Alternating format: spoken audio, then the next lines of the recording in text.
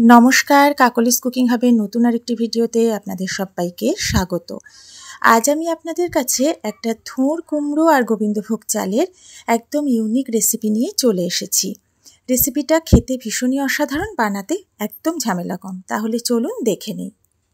एखाने आमी एक टुकरो थोर निয়েছি। এই থোরটাকে এখন কেটে নিয়ে আমি ফিরে আসছি।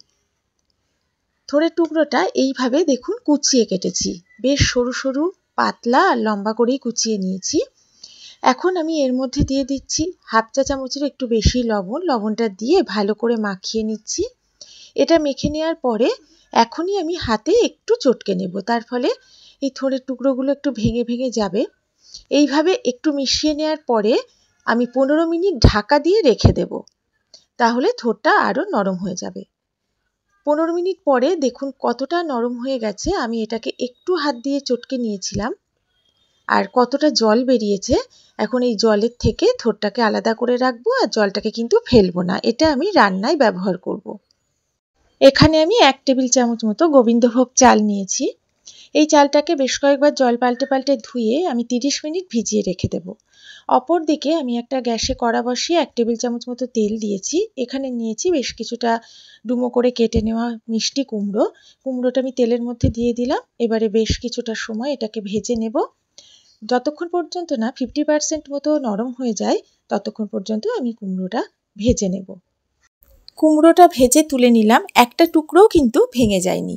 এইভাবেই ভাজতে হবে। কড়াতে আবারও 2 টেবিল চামচ মতো সর্ষের তেল দিয়ে খুব ভালো করে গরম করে নিয়েছি। এখন ফোড়ন দিচ্ছি হাফ চা চামচ গোটা জিরে, একটা শুকনো লঙ্কা আর কয়েকটা গোটা গরম মশলা, লবঙ্গ, এলাচ, দারচিনি। ফোড়নটা 15 সেকেন্ড মতো নেড়েচেড়ে আমি ভেজে নিচ্ছি। তারপরে 2-3 সেকেন্ড একটু ঢাকা দিয়ে রেখেছিলাম। খুব সুন্দর গন্ধ বেরিয়ে গেছে। এখন আমি এর মধ্যে দিয়ে দিলাম হাফ চা চামচ হলুদ গুঁড়ো আর হাফ চা চামচ কাশ্মীরি লঙ্কার গুঁড়ো। ভালো করে তেলের উপরে সমানেই এটা নেড়ে যাচ্ছি, তা না হলে মশলাটা পুড়ে যেতে পারে।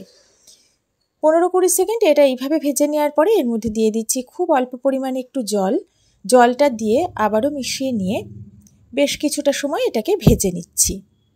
কিছুক্ষণ পরে আমি এর মধ্যে দিয়ে দিচ্ছি 1 চা চামচ আদা বাটা আর 1 চা চামচের একটু বেশি জিরে বাটা।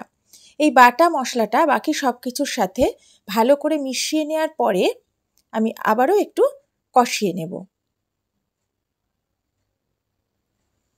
বেশ কিছুটা কষিয়ে নিয়েছি, তেলটা ছেড়ে দিয়েছে। এখন আমি এর মধ্যে দিয়ে দিচ্ছি 1 চা চামচ ধনে গুঁড়ো আর দিলাম অল্প পরিমাণ জল। এবার সব কিছু মিশিয়ে মিনিট 2-3 মতো এটাকে আমি ভেজে নিচ্ছি। এখন মশলাটা থেকে বেশ ভালোভাবে তেলটা ছেড়ে দিয়েছে। এদিকে গোবিন্দভোগ চালটা যে আমি ভিজিয়ে রেখেছিলাম সেটা জল থেকে সম্পূর্ণ আলাদা করে ফেলেছি। এবার সেই চালটা শুধু আমি মশলার মধ্যে দিয়ে দিলাম। মশলার সাথে চালটা মিশিয়ে খুব ভালো করে আমি ভেজে নিচ্ছি। এটা ভাজতে ভাজতে যখন চালটা স্বচ্ছ হয়ে যাবে, খুব মিষ্টি গন্ধ বেরোবে, তখনই বুঝবেন ভাজাটা ভালোভাবে হয়ে গেছে। আমি কিন্তু ঢাকা না দিয়েই এটা ভেজে নিলাম। এখন আমি এর মধ্যে দিয়ে দিচ্ছি কুচিয়ে রাখা থোর, যেটা আমি লবণ মাখিয়েছিলাম, আপনারা তো দেখেইছিলেন। আমি এর মধ্যে 1 পিঞ্চ মতো হলুদও দিয়েছিলাম, যেটা আমার দেখানো হয়নি। এবারে আমি জলটা থেকে পুরো আলাদা করে থোরটা রেখেছিলাম, সেই থোরটা এর মধ্যে দিয়ে দিলাম। এবার মশলার সাথে সব কিছু ভালো করে মিশিয়ে বেশ কিছুটা সময় আমি থোরটাকে ভাজবো, যাতে এর মধ্যে যে জল ভাবটা আছে সেটা যেন আস্তে আস্তে অনেকটাই চলে যায়। 3-4 মিনিট আমি থোরটাকে ঢাকা দিয়ে রেখে দিয়েছিলাম লো ফ্লেমে। আবারও ঢাকা তুলে একটু নেড়ে নিলাম। একটু শুকিয়ে এসেছে, তাই আমি এর মধ্যে থোর সেদ্ধ যে জল ছিল অল্প অ্যাড করে নেড়ে চেড়ে বেশ ভাজা ভাজা করে নিয়েছি। কষানোটা ভালোই হয়েছে। এখন আমি এর মধ্যে দিয়ে দিচ্ছি ভেজে রাখা কুমড়ো। কুমড়োটা দিয়ে কুমড়োর সাথে চাল, থোর সব কিছু ভালো করে আগে মিশিয়ে নেব। তারপরে আমি এটাকে আবারও বেশ কিছুটা সময় কষিয়ে নেব। এই সময় একটু সাবধানে নাড়তে হবে, কারণ কুমড়োটা তা না হলে ভেঙে গলে যাবে, চালটাও ভেঙে যাবে। এইভাবে ভাজতে ভাজতে যখন বেশ সুন্দর গন্ধ বেরিয়ে আসবে তখনই বুঝবেন যে এই কষানোটা হয়ে গেছে। এবারে আমি এর মধ্যে দিয়ে দিলাম থোর সেদ্ধ করে রাখা জল, আরও 1 বাটি জল এর মধ্যে অ্যাড করে দিলাম। এবার জলটা দিয়ে ভালো করে মিশিয়ে নিয়ে গ্যাসের ফ্লেমটা প্রথমে হাই করে একটু ফুটিয়ে নেব।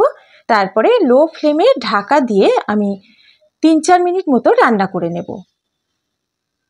মিনিট খানেক ঢাকা দিয়ে রাখার পরে আমি ঢাকাটা তুলে নিলাম। আমি এর মধ্যে এখন দিয়ে দিচ্ছি 2টো চেরা কাঁচা লঙ্কা। ঝালটা আপনারা অবশ্যই আপনাদের স্বাদ মতো দেবেন। এবারে আবারও ঢাকা দিয়ে রেখে আমি বেশ 5-6 মিনিট মতো রান্না করেছি। মাঝে কিন্তু 2-3 বার ঢাকা তুলে নেড়েও দিয়েছি।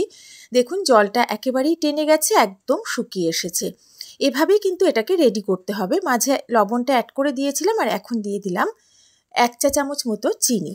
লবণ মিষ্টিটাও যে যেমন খান সেই মতোই ব্যবহার করবেন। কেউ যদি মনে করেন চিনি দেবেন না তাহলে চিনিটা স্কিপ করতে পারেন। এবার চিনিটা দেওয়ার পরে সব কিছু একটু মিশিয়ে নিচ্ছি। একটু জল ভাব আসে চিনিটা দেওয়ার পরে, তাই আবারও মিনিট খানিক একটু ঢাকা দিয়ে রেখেছিলাম। এখন ঢাকাটা তুলে আমি এর মধ্যে দিয়ে দিচ্ছি 1/2 চা চামচ গরম মশলার গুঁড়ো। এটা দিয়ে আমি ভালো করে একটু মিশিয়ে নিচ্ছি। ভালো করে মিশিয়ে নেওয়ার পরে 1 চা চামচ ঘি আমি এতে দিয়ে দিলাম। ঘিটা দিয়ে ভালো করে আমি মিশিয়ে নেব। যারা একটু ঘি কম খেতে চান তারা অবশ্যই কম দিতে পারেন, কোনো সমস্যা নেই। গোবিন্দভোগ চালের গন্ধটাতেই এর স্বাদ আর গন্ধ কিন্তু অসাধারণ হয়ে ওঠে। এবার ভালো করে ঘিটা দিয়ে মিশিয়ে নিয়ে আমি গ্যাসের ফ্লেমটা অফ করে দিলাম। এবার ঢাকা দিয়ে 5 মিনিট রেখে আমি এটা অন্য পাত্রে তুলে নিচ্ছি। নতুন পুরনো সকল বন্ধুদের আমার সাথে থাকার জন্য অনেক ভালোবাসা। নতুন বন্ধুরা যদি আমার ভিডিও ভালো লাগে অবশ্যই আমার চ্যানেলটা সাবস্ক্রাইব করে আমার পাশে থাকবেন। আর আমার ভিডিওটা যদি ভালো লাগে অবশ্যই ভিডিওতে একটা লাইক কমেন্ট করবেন, পারলে শেয়ার করবেন। অবশ্যই বাড়িতে বানিয়ে এইভাবে খেয়ে আমাকে জানাবেন কেমন লাগলো। তাহলে আজকের মতো বিদায় নিচ্ছি।